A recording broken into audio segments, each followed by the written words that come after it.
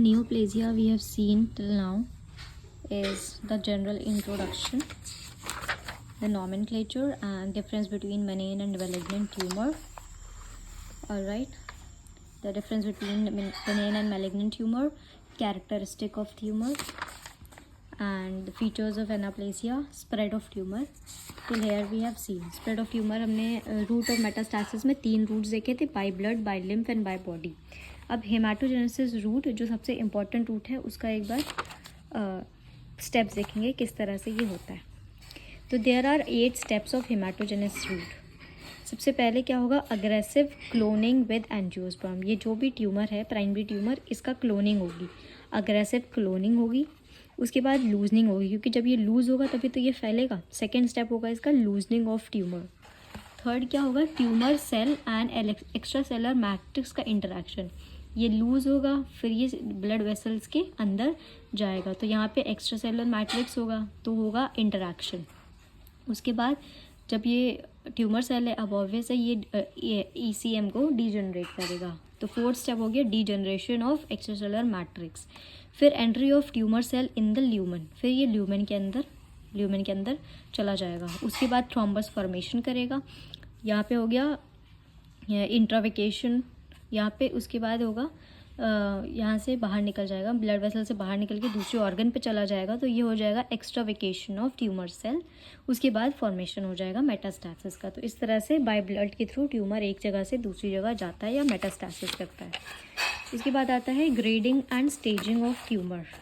ये एक मेथड है या पैरामीटर है to quantify the probable clinical aggressiveness of the given neoplasm. Neoplasm की अग्रेसिवनेस को क्वांटिफाई करता है, ये एक पैरामीटर है. It is use to evaluate the level of severity of cancer. Cancer कितना सिवियर है कितना नहीं है उसको ये इवेलुएट करता है. अब ग्रेड और स्टेजिंग में डिफरेंस क्या है, ग्रेड क्या है और स्टेज क्या है.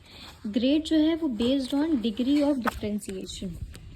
Grade based on degree of differentiation of tumour cell.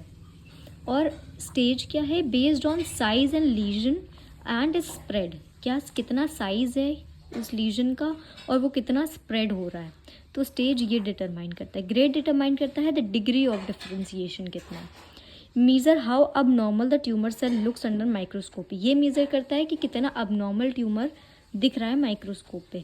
ये मेज़र करता है कि वो कितना बड़ा है और कितनी दूर तक इसकी स्प्रेड है, कितना दूर तक स्प्रेड करता है. ये इंडिकेट होता है लेटर G से, like G1, G2, G3, G4.